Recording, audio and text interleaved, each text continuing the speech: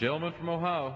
Mr. Speaker, I'm pleased to yield to the gentleman from Florida, Mr. Putnam, for as much time as he may consume. The gentleman from Florida is recognized. Thank you, Mr. Speaker, and I thank the gentleman for yielding. I think it's time for us to make sort of a status report of how we got here. 2 years ago, it was publicly revealed that one of our members of this House, a gentleman from New Orleans, had an FBI raid on his home and had discovered $90,000 in cash wrapped up in aluminum foil and in Tupperware containers in that freezer. It was also publicly revealed that this same gentleman used National Guard assets that were then being used as part of the rescue and recovery efforts after Hurricane Katrina to go to his home and recover something resembling the boxes that were later found in his freezer to be containing $90,000 in cash. Since that time, he continued to serve on the Ways and Means Committee for some period of time, which was the committee that he is alleged to have used to conspire on a continent-wide basis in bribery and racketeering of several African nations to profit himself, his family, and bring shame and discredit upon this institution. He later left that committee and was unanimously approved by the Democratic caucus to go on to the Homeland Security Committee. That committee being the committee that has jurisdiction over a number of the assets that he misappropriated in the wake of Hurricane Katrina to retrieve the boxes that resembled the ones that had the cash of $90,000 in the freezer. When it was brought to light that the Republicans would demand a public vote on that Democratic caucus action, that vote was never called for.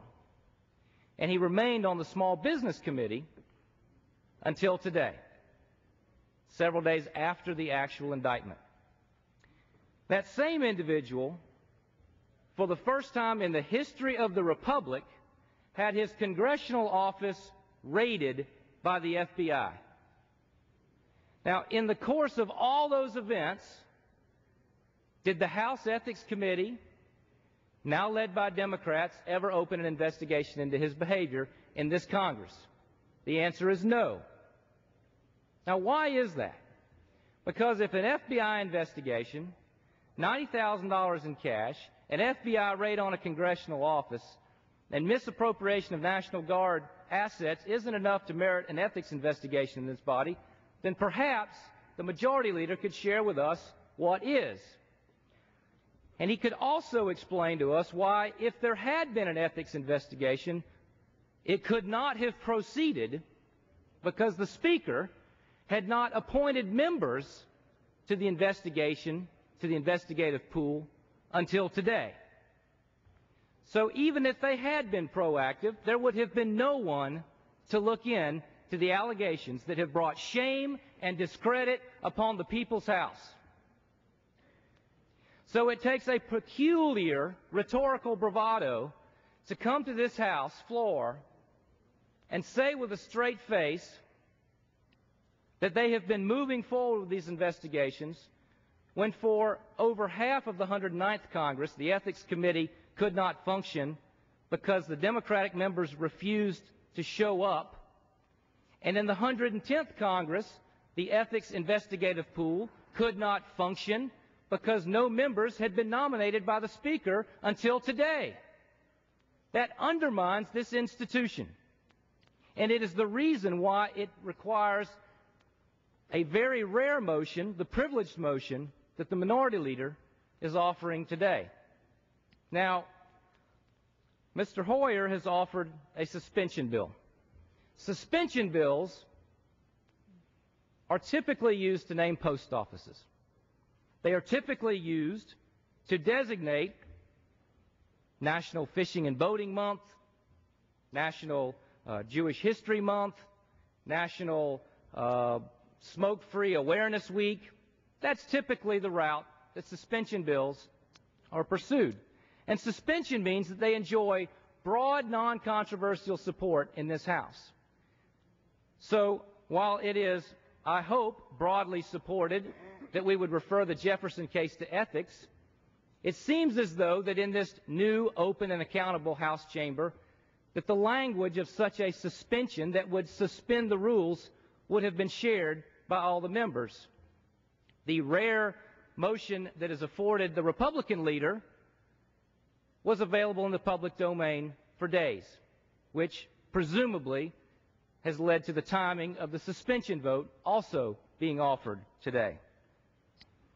As we move forward with this, I think it's important that we recognize that the real losers here are the constituents in a Louisiana congressional district who have been denied representation by someone who has brought shame and discredit upon this House, potentially, depending on the outcome of a 16-count indictment that could result in 235 years in prison.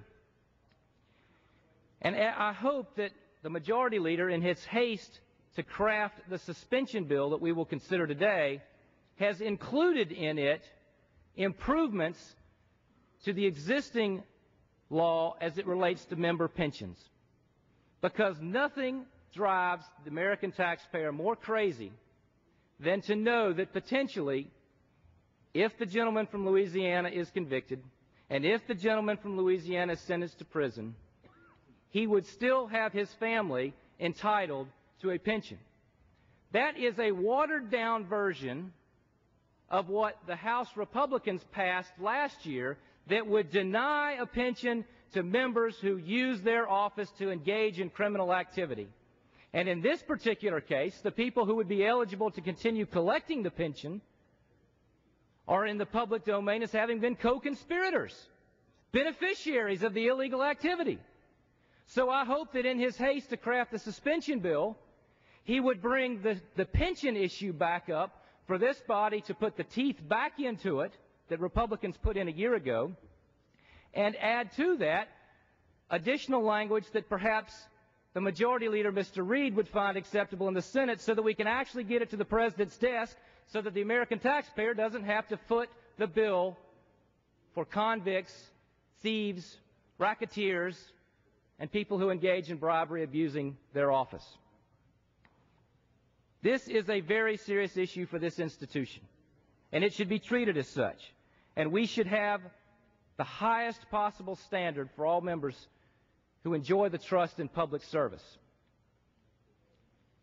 And that includes the issues that follow all of us, including access to the pension, including enforcing the House rules on earmarks that have been routinely abused, and maintaining all of the other rules that we have passed and taken a victory lap for allegedly making this the most open and honest and accountable place, and yet when the rubber meets the road, the path chosen is to airdrop in earmarks, cover up misbehavior on the House floor in terms of threats and intimidation, and unanimously affirm someone who is now under a multi-page indictment, unanimously affirm that person to have a position on the Homeland Security Committee. I urge this body to endorse, support, and vote for the Republican leader's motion that will begin the process of restoring the dignity and honor and respect that this institution deserves. And I yield back my time, and I thank the leader. The gentleman yields back the balance of his time. The gentleman from Maryland. I yield myself such time as I may consume.